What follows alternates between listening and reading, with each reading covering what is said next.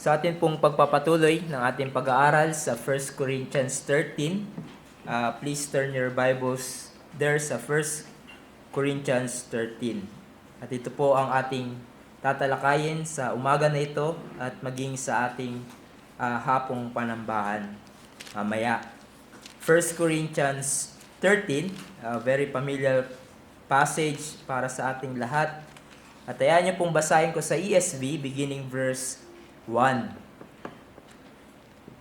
If I speak in tongues of men and of angels, but have not love, I am a noisy gong or a clanging cymbal. And if I have prophetic powers and understand all mysteries and all knowledge, and if I have all faith so as to remove mountains, but have not love, I am nothing. If I give away all I have, and if I deliver up my body to be burned, but have not love, I gain nothing. Love is patient and kind. Love does not envy or boast. It is not arrogant or rude. It does not insist on its own way. It is not irritable or resentful.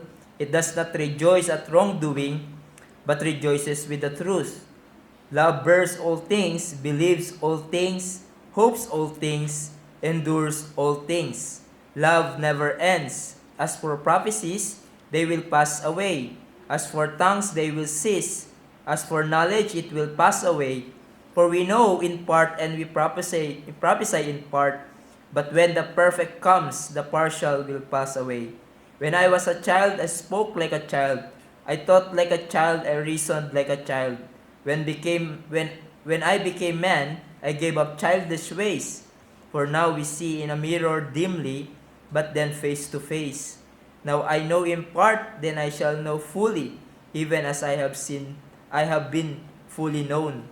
So now faith, hope, and love abide, these three, but the greatest of these is love.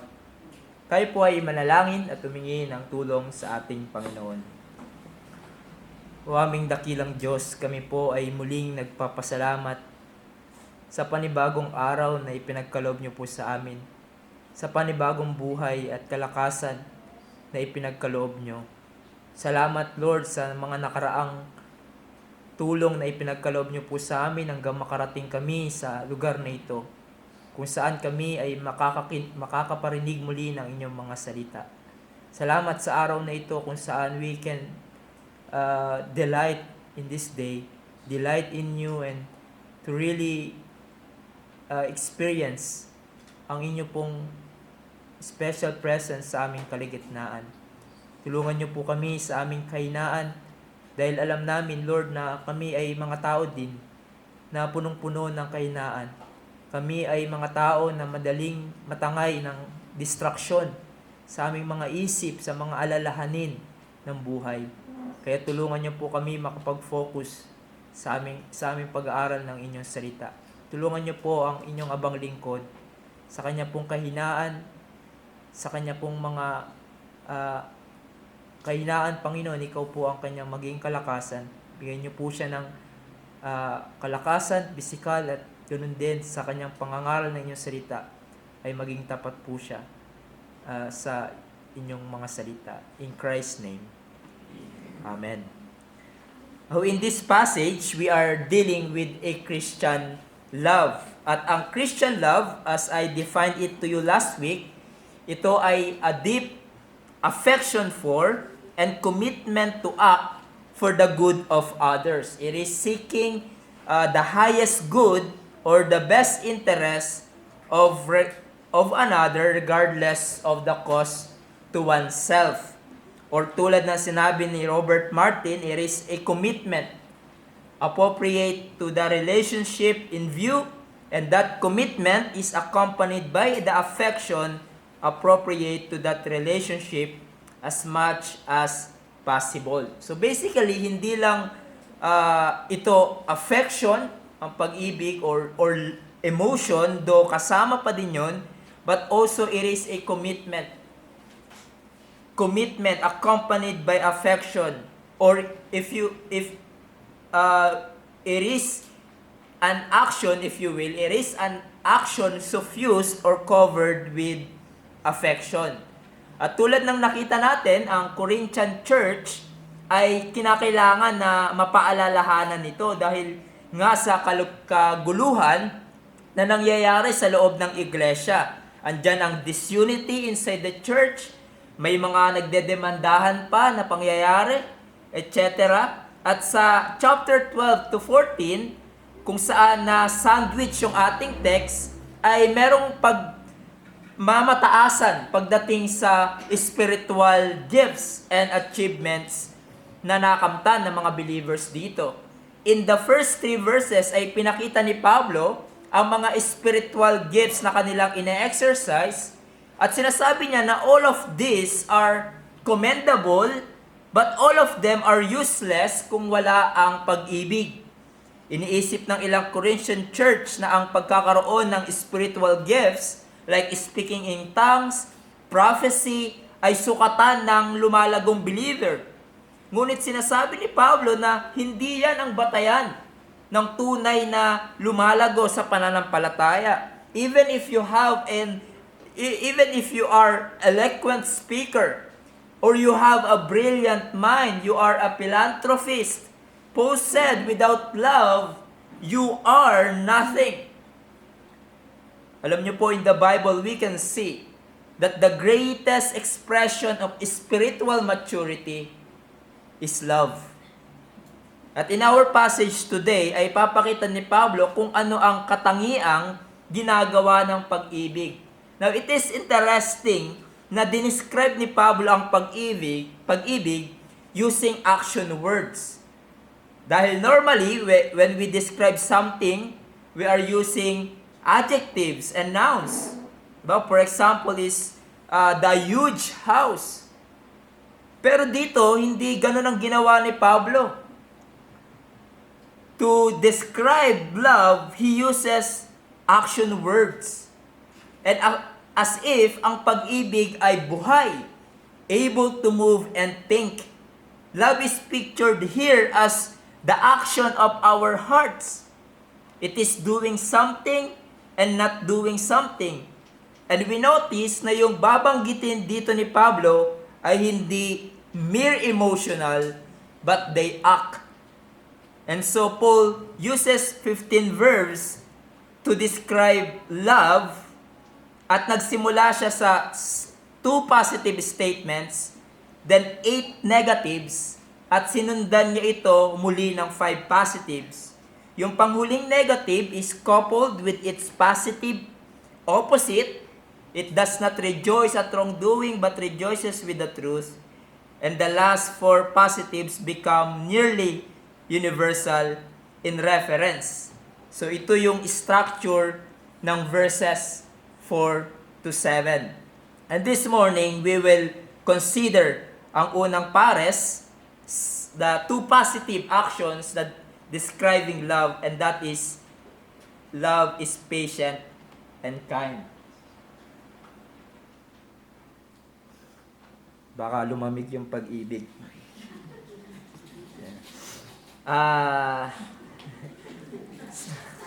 First of all, love is patient. Now, let us look first its meaning. Let's define the word patient. Makrotumeo in the Greek. Combination siya ng dalawang salita na makros, kung saan nakuha natin yung salitang makro, which means long, large, or far off. Then the word thumos, which means temper. Literally, it means long temper. So as opposed to short-tempered. Kapag sinabi natin short-tempered, di ba, ang isang taong mabilis, mairita, magalit, kapag makanti lang ng onte, or merong hindi magandang ginawa sa kanya, o nangyari sa kanya, mabilis siyang mairita o magalit. But this word ay makikita natin dito na yung word na ito ay ang emphasis niya sa pagkakagamit ng salitang makrotumeo is not so much a call to be patient with circumstances. So hindi siya sa circumstansya, but to be patient or long temper with people. At kung ilalapat natin siya pagdating sa relationship natin sa tao, the word long-suffering or patient is the ability to be inconvenienced or taken advantage of by a person over and over again without becoming angry in response and retaliating. So ang isang taong patient ay kahit na paulit-ulit siyang nakakatanggap ng offense or hindi maganda yung trato sa kanya ng ibang tao, siya ay hindi mapaghiganti. He is slow in becoming angry, slow in avenging. A patient person never retaliates. Sabi nga ng isang Christian preacher, si John Chrysostom, the early sabi niya, it is a word which is used of a man who is wronged and who has it easily in his power to avenge himself, but who will never do it. Diba? May kapangyarihan siya na maghigante, pero hindi niya ginagawa. Again, being long-suffering is the opposite of being short-tempered. Mga taong mabilis mag-init ang ulo at gumanti. It's either sa pamamagitan ng kanilang pananalita o sa gawa. This kind of people ay contradict to what Paul describes here. Now, when Paul names the ability to suffer long as first characteristic of love, we should note na ito ay God-like characteristic. It is Christ-like characteristic. Ganto din ang ating Panginoon. Siya ay patient. We are told in 2 Peter 3:9 that the Lord is not slow to fulfill His promise as some count slowness, but is patient toward you, not wishing that anyone should perish, but all should reach repentance. Yung iba hindi nila nauunawaan kung bakit hindi pa dumarating ang Panginoon at naglalapat ng paghahatol sa mga makasalanan. Bakit seemingly merong delay sa pagbabalik ng Panginoon? Is he uninterested? Mabagal ba kumilos ang Diyos? No. God's apparent reluctance to send judgment to sinners is an expression of His mercy and patience. Ang haba ng pasensya ng Diyos na binibigyan niya tayo ng maraming pagkakataon. Tayo na mga makasalanan para magsisi upang sa kanyang pagbabalik ay hindi maranasan natin ang tindi ng kanyang parusa. Moreover, ang pagiging patient ay makikita natin sa buhay ng ating Panginoong Hesus. Our Lord Jesus Christ exemplifies the patience that is being described here by Paul. We are told in 1 Peter 2:21, "For this you have been called, because Christ also suffered for you, leaving you an example so that you might follow in His steps.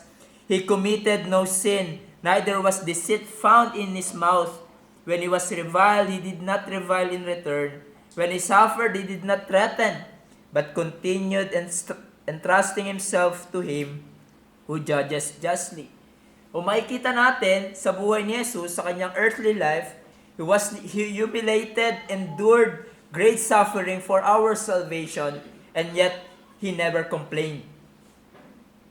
He bore the offenses and persecutions at hindi siya gumanti. He refused to retaliate, and that is love. Love is patient. And so that leads us to our heading, its manifestation. What it should be look like sa ating buhay bilang mga mananampalataya. First, love that suffers long, or patient love, is receiving insults and injuries from your fellow believers without taking offense. Ang pagmamahal na matiisin sa iyong kapatid ay pagtanggap ng mga insulto at pananakit mula sa kanila nang hindi nagagalit o may pagganti. Now, madami sa atin dito, you have lived long enough at matagal na kayong mananampalataya at masasabi nyo at magpapatotoo kayo na ang even ng iyong kapatid sa Panginoon, isang tunay na mananampalataya, ay maaari kayong masaktan. Maaari kayong mainsulto. Sadly, because of their imperfections and remains of sin, they may hurt you. Hopefully, hindi hahantong sa physical na pananakit. No? Ngunit, nangyayari din minsan. I remember yung kwentong narinig ko sa isang academy. No? Yung mga students, yung mga magpapastor, nag-aasaran, nagkapikunan. Ang nangyari, nagsuntukan sila. And they were kicked out from the school. No? Kinik out yata ni Pastor Joey. Nag-aaway eh. Di ba? But mostly, nasasaktan tayo sa kanilang mga pananalita. Sa kanilang marahil baluktot na ginagawa. Sa kanilang betrayal sa atin. Sa kanilang personalities. Sa slander sa atin. Misunderstanding at marami pang iba. Maaari nila tayong mainsulto, masaktan at ang ating damdamin. And there are perhaps our brethren in Christ, they may irritate us to death. In fact, sa context ng 1 Corinthians, makikita natin na merong nangyaring pag-insulto at offending one another ang mga believers. Di ba? Andiyan yung pagkakampi-kampi. I am of Apollos. I am of Cephas. I am of Paul. Ang matindi pa nga, merong pagdedemandahan. Lawsuit against believers. Merong kaguluhan sa pag-take ng Lord's Supper. Merong pagyayabang sa kanilang spiritual gifts. And so, kung maranasan natin ito, we receive insults and injuries from our brethren, anong marapat nating gawin? I know what others would do. Cold treatment towards sa kanilang kapatid sa Panginoon. Huwag pansinin sa church. Hindi kakamustahin. No, kung makakasalubong niya, kung pwedeng umiwas, ay iiwasan. Hindi babatiin. Hindi ipapanalangin. Or always nakabantay ang ating mga mata sa kamalian na kanilang gagawin. Now, ganito ba dapat ang pag-deal natin with our brethren? Absolutely not. Ano ang sinasabi ng salita ng Diyos when we receive insults and injuries from our brethren? Paul said, love is patient. That you are slow to anger. You bear with others' faults. And you endure personal wrongs without retaliating. That you forsake the temptation to strike back with words or any other means. You don't repay evil for evil. But love that is patient ay meron kang Love that is patient ay meron kang kapangyarihan at kakayanang gumante. But you refuse to use that power. Ni konting paninira, ni konting pasaring, ni konting slander ay walang makikita sa'yo. Don't be like this culture, mga kapatid. Don't be like this world that is always ready to take vengeance. Laging handang gumante at kapag na-offend. Don't follow the philosophy of this world that says that vengeance is a virtue. Di ba? Tinapakan mo ako, tatapakan din kita. They say na ang hindi pagganti isang kahinaan. But for us believer, mga bagong nilalang kay Kristo Jesus, maging kaiba tayo. Let us exemplify love that is patient. In this case, toward our brethren, toward our enemy. Love that suffers, bear with offenses, and refuses to take vengeance. Moreover, love that suffers long is bearing up with imperfections and differences of your fellow believers. Love that is patient is bearing up with imperfections of your fellow believer. Sabi nga ng isang komentary pagdating sa pag-exercise natin ng love that is patient toward fellow men or believers, he said, it demonstrates a willingness to take someone's unpleasant character traits in stride and to exhibit enduring patience.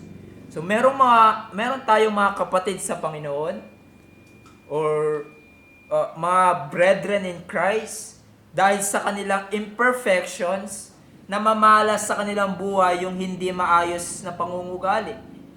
At namamalas namamalas din even yung personalidad nila na marahil hindi natin nagugustuhan. So anong marapat nating gawin? It calls us to be patient. Na kung titignan niyo po ang Thessalonians 5:14 where also this word is used, sinabi nga sa mga iba't ibang mga tao sa church, we urge you brothers, admonish the idle, encourage the faint-hearted, help the weak, at sinabi ni Paul, be patient with them all. And here makikita natin na merong iba't ibang kalagayan ang mga believers. Merong idle, or disorderly person, merong faint-hearted, that is discouraged, at merong weak spiritually na kinakailangan ng tulong. These weaknesses na meron sila may irritate us and may offend us sometimes.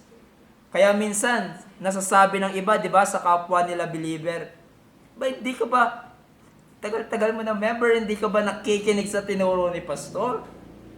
Kakaturo mo lang, magtiwala sa Panginoon, sa pinagdadaanan mo, ba't iba yung ginagawa mo? Or kakaturo lang sa atin, magpatawad. Bakit parang plano ka pang gumawa ng hindi maganda sa kapatid mo? Naranasan nyo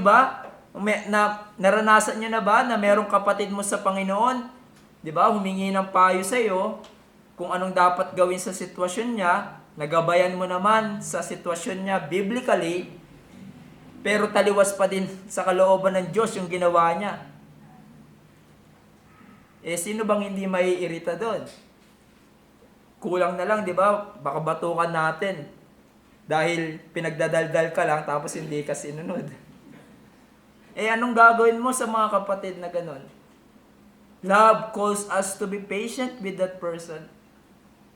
I am not saying to tolerate sin sa kanyang buhay. Ibang usapan na kapag nagtuloy-tuloy ang kapatid sa kasalanan at nag-create siya ng division sa church. Paul said, rebuke the unruly, those who create divisions in the church. Pero kung nakita mo siyang immature sa ibang area ng kanyang Christian life, be patient to that person. Uphold him or her continuously in prayer. Be patient with them all, to the weak, to the idle, to the faint-hearted. Pero kung sa culture natin yan, di ba? Anong sasabihin nila? Ang hina mo naman. Bahala ka sa buhay mo. Others easily close their hearts to the people in need of help and very impatient with their growth. Wala silang pasensyang turuan. Hindi nila binibigyan ng room for improvement. At it must not be so sa atin bilang mga believers as we deal with our brothers and sisters in Christ. Bear the offenses and refuse to retaliate. Moreover, hindi lang sa mga fellow believer natin marapat ipamalas ang love that is patient, but also toward our enemy. Toward our enemy. Katulad halimbawa ng iniwan sa atin ng ating Panginoong Hesus na halimbawa. When He was reviled, He did not revile in return. When He suffered, He did not threaten, but continued entrusting himself to him who judges justly. So here we see how our Lord Jesus Christ bore offenses and did not retaliate in obedience to Father's will. Di ba, meron naman siyang kapangyarihan, gantihan immediately yung mga umapi sa kanya. But hindi ito ginawa ni Jesus. We are told he continued entrusting himself to God who judges justly. And brethren, this world is full of evil men. At maaari tayong makaranas ng pag-uusig, insults, injuries from unbelievers sa mga mahal natin sa buhay. Sa mga katrabaho natin, yung unbelieving boss mo, yung co-workers mo, yung unbelieving relatives natin, etc. Maaaring gawan nila tayo ng hindi maganda. And I know, ang natural reaction natin would be anger, resentment, bitter words, perhaps physically gantihan din natin sila na nakasakit sa atin. But then, Christian love calls us to be patient, to be long-suffering and not to retaliate, but to endure and thus discontinually no matter how long the offense may persist.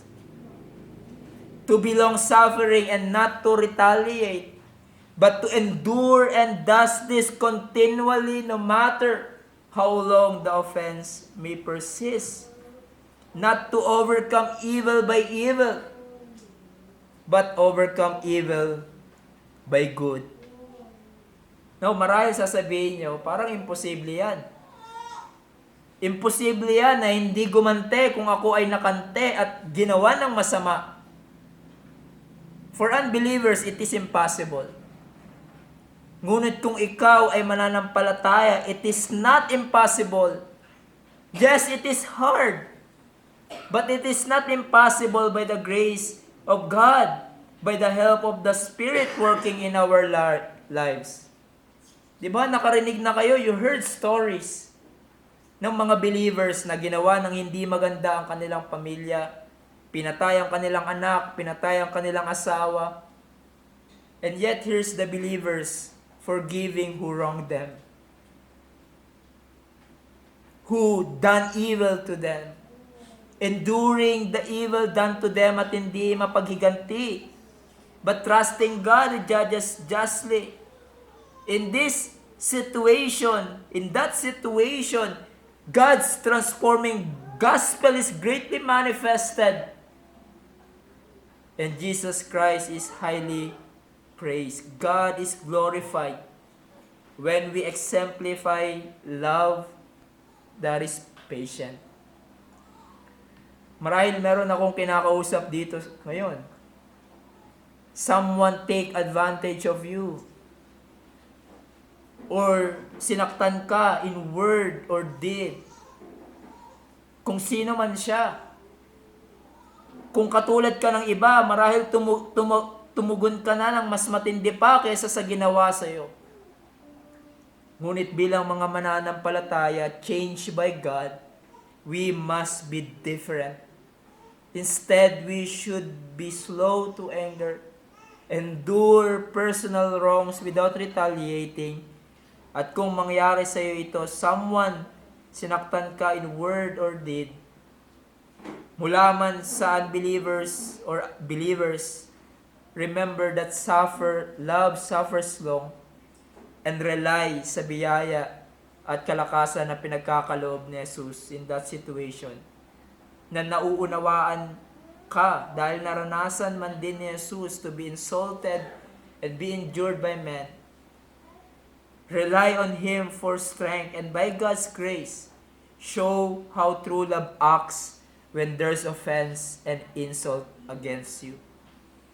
And so that leads us sa pangalawang description ng pag-ibig. Love is kind. Love is kind. Now, what does it mean that love is kind?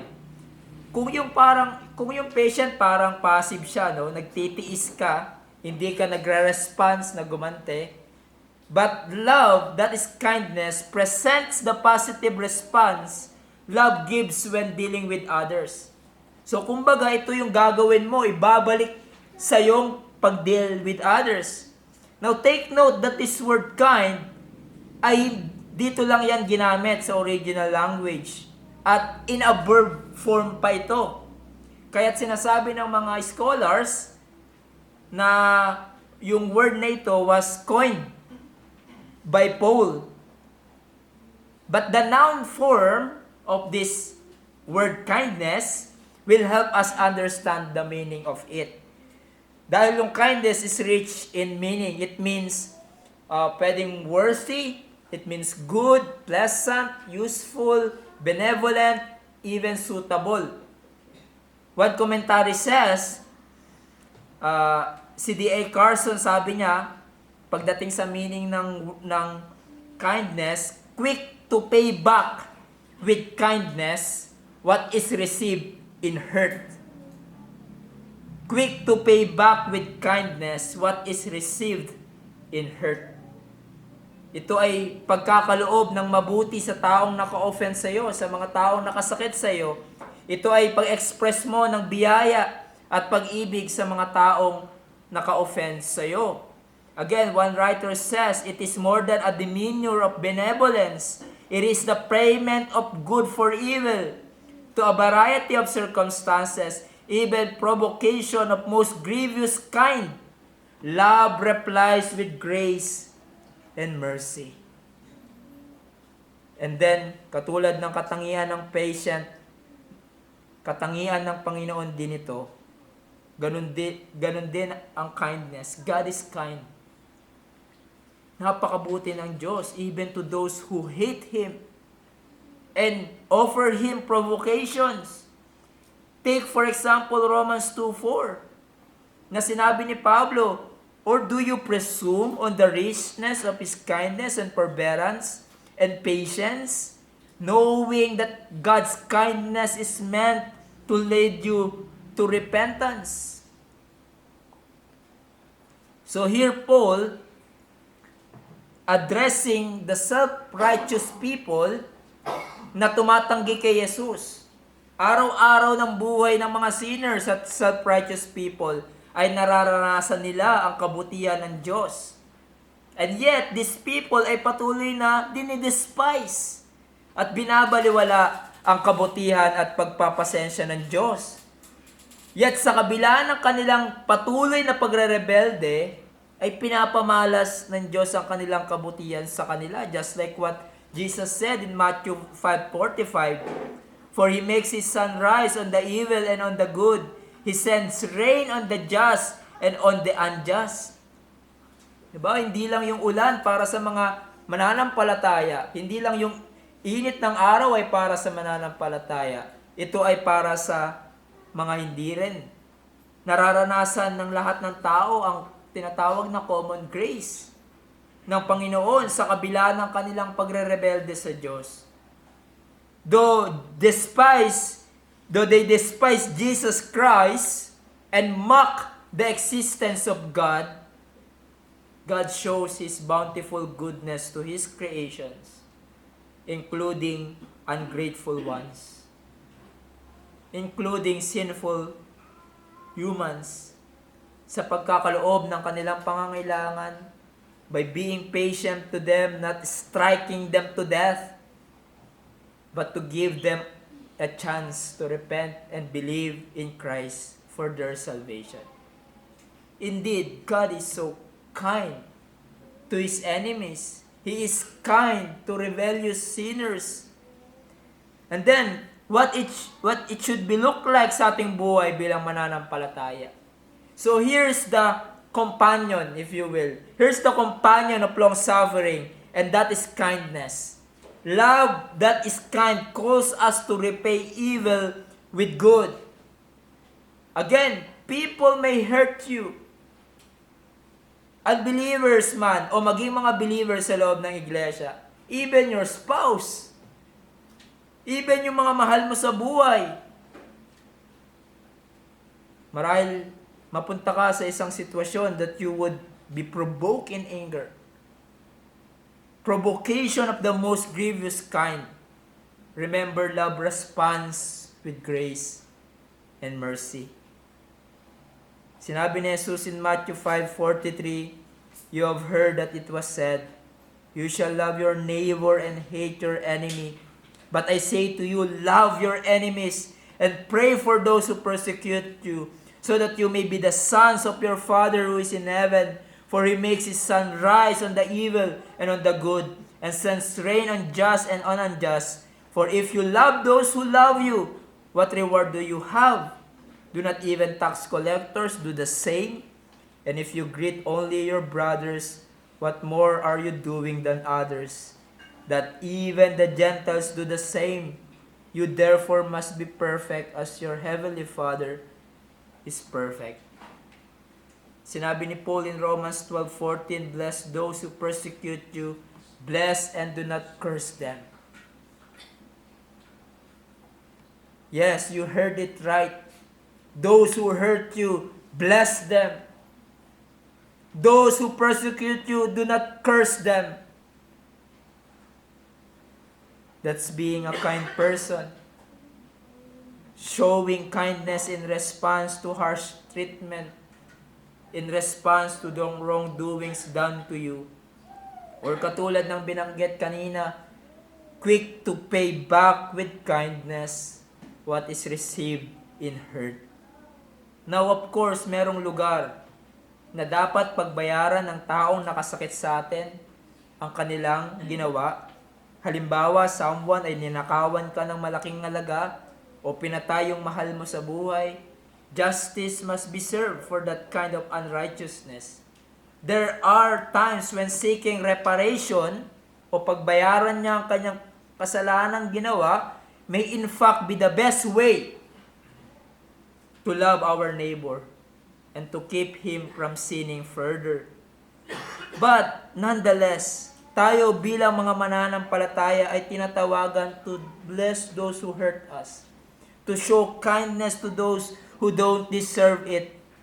Love that is kind, as one writer says, willingly gives, even to those who are seeking to harm. It reaches out to its enemies with a cup of water and of a loaf of bread. It crucifies the desire of retaliation and calls out for blessing instead. So hindi lamang marapat natin i-resist ang pagganti against those who hurt us, but we are commanded to take additional step of blessing them, blessing our enemies, those who hurt us. Now, merong kwento si John MacArthur, isang personal na story sa kanyang commentary, kung saan some years ago, sa isang store kung saan siya dating nagtatrabaho, ang kanyang pamangkin ay pinatay ng isang addict looking for a drug money. Although sila ay lubhang nalungkot sa pangyayari dahil bata pa, pinatay. Ang kanyang brother-in-law, yung tatay ng kanyang pamangkin, has refused maging bitter and hateful against sa pumatay sa kanyang anak. Instead, ang ginagawa niya, lagi niyang pinagpipray yung taong na ito na maligtas, yung pumatay sa kanyang anak. And he even visited him regularly sa kulungan at binabahagian siya ng gospel. Sabi ni MacArthur, such is the kind of distinctive Christ love that seeks to bless those who do us harm. At yan ang pag-ibig na mabuti. Now I know it takes the grace of God, the help of God to exercise this. Kung merong makasakit sa atin sa pananalita o sa gawa, malapit tayo na agad-agad gumante kapag tayo ay nakante or naagrabyado. The most natural response natin kapag ganito na ang sitwasyon ay to strike back, to retaliate. But the Bible says love for others must prevent us from doing that. Oh brethren, how we need the help of God to change us. We need the grace of God to exercise Love that is patient and kind. And so bilang panghuli, hamon sa atin, first of all, be patient as God is patient. As God is long-suffering with us, so we must be long-suffering to our fellow man and fellow believers. Kung ikaw ngayon ay malapit nang maubos ang iyong pasensya, dahil marahil sa mga taong nakasakit sa iyong damdamin, and you hold grudges in your heart, because of that person did something or doing something na natitempt ka ng gumante sa pamamagitan ng pananalita at aksyon. Remember God. Remember God. Ang unang naging patient sa kanila. Remember God na sa kabila ng ating pagrerebelde sa Kanya, Siya ang naging mapagpasensya sa atin. Hindi niya tayo immediately strike us to death nung tayo ay magkasala laban sa Kanya. He's so patient with you that He gave you the opportunity to repent and believe in the Lord Jesus Christ para ikaw ay maligtas. Remember the patient sacrifice of Christ for your salvation.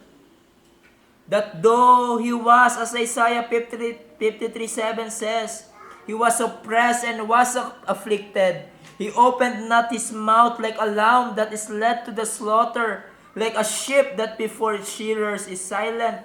So He opened not His mouth. Hindi siya nagreklamo. He received insults and injuries without retaliating. At tayo bilang mga followers of Christ, that patient sacrifice ought to produce righteousness in us.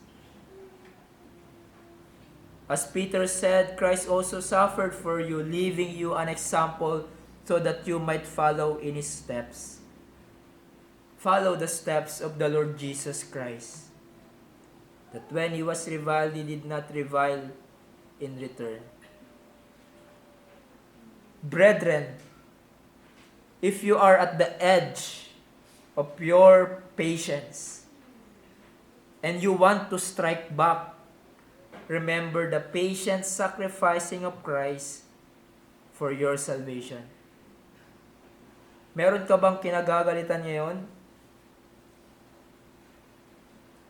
Meron bang tao na unang pumapasok sa isip mo? At kapag unang pumasok sa isip mo, you are irritated.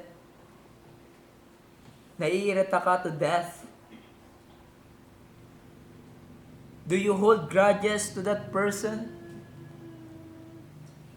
Maaari ito ay ang iyong asawa. Maaari ang iyong magulang. Maaari ang iyong anak.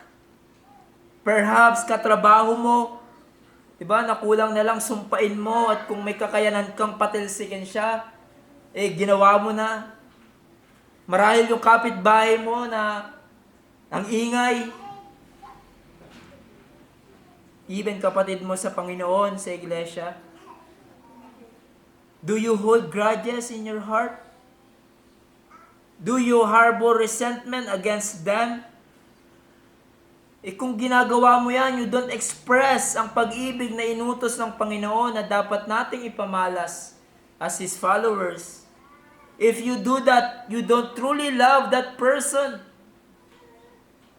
Marahil nakikita mo siya palagi. You smile at him or her. Kunyari kapag nakikita mo siya, ang saya-saya mo. But you hold grudges in your heart. You don't truly love that person. Let us search our heart. Kung ganito ang kalagayan ng ating puso, and by God's grace, let's seek repentance. And let us ask God to change us, to be patient in the face of insults and injuries like the Lord Jesus Christ. But also be kind as God is kind. As your Heavenly Father is kind. As God is kind to us, so we must be kind to our fellow men, even to our enemies. Again in Matthew 5:44, but I say to you, love your enemies and pray for those who persecute you, so that you may be sons of your Father who is in heaven. For He makes His sun rise on the evil and on the good. Ano ang marapat ginagawa ng mga anak ng Diyos? Loving their enemies. Pray for those who hurt them. Bless those who curse them. Minsan naririnig ko sa mga Christians, kapag inaapi sila, they say, kung hindi lang ako Kristiyano, matagal nakatikim sa akin. What? Stop saying that. Be like your Heavenly Father, who is kind even to those who don't give thanks to Him, even to those who are rebelling against Him. Pagkat tiwalaan mo ang Diyos sa paghihigante, who said, vengeance is mine. But for you, brethren, let your light so shine before men. Let your kindness shine brightly in this evil world, so that when people see and experience it, they glorify your God, your Heavenly Father who is in heaven.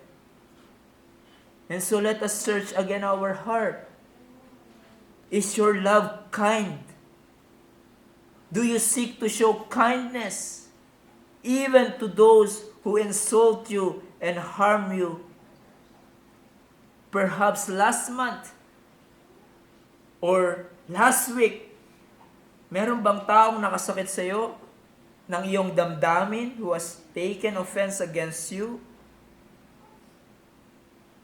Marahil asawa mo ito, anak mo ito, katrabaho mo, fellow believers, do you show kindness to them? If you are not willing, you don't have love. If you are not willing, you don't have love, because love is kind. And there's a story na nabasa ko that shows a love that is patient and kind. During sa panahon ni Abraham Lincoln, who was a president ng United States from 1861 to 1865, isa sa mga political enemies niya ay ang pangalang si Edwin Stanton.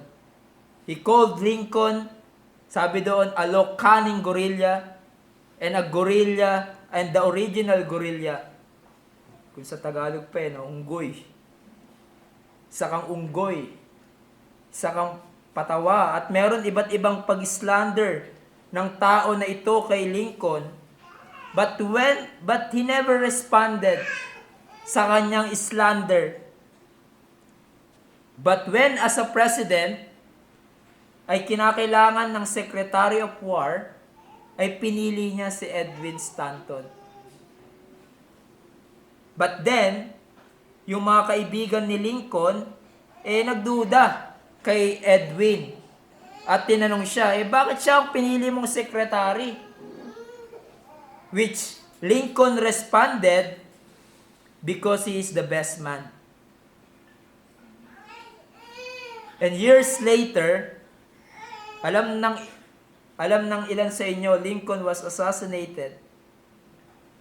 At nung siya ay nilibing sa coffin, doon pumunta si Edwin Stanton with tears sa kanyang mga mata. And he said, there lies the greatest ruler of men the world has ever seen. Ang kanyang galit, ang kanyang animosity and grudges against Lincoln ay nawala dahil sa sinukli sa kanya ni Lincoln. Siya ay long-suffering and kind at hindi naging mapaghiganti. Nagwagi ang pag-ibig na matiisin at mabuti. Brethren, this is what we must be. Even to our enemies, seek the love that is patient and kind. And for you, my friends, Hindi mo ba nakikita ang pagpapasensya at kabutihan ng Diyos sa iyo? Sa kabila ng iyong pagre-rebelde sa Kanya, at hindi mo pagkilala at pagpapasalamat sa Kanya, pinagkakalooban ka niya ng iyong pangangailangan. Pinagkakalooban ka niya ng maraming pagkakataon para maligtas mula sa kapahamakan dahil sa iyong kasalanan. You should have died last night and never to wake up again because of your rebellion against God who gives you life. But binuksan ng Diyos ang panibagong araw para sa iyo. For you to hear the gospel, para ikaw ay maligtas. Some of you here, God is so kind to you, na mula pagkabata, you were raised with the Word of God. Every week, naririnig nyo ang panawagan ng Ebanghelyo. Naririnig nyo ang magandang balita ni Jesus. Don't despise the kindness and patience of God toward you. It should lead you to repentance. Dahil hindi habang buhay ganyan ang mararanasan mo. Dahil ang Diyos ay Diyos din ng hustisya.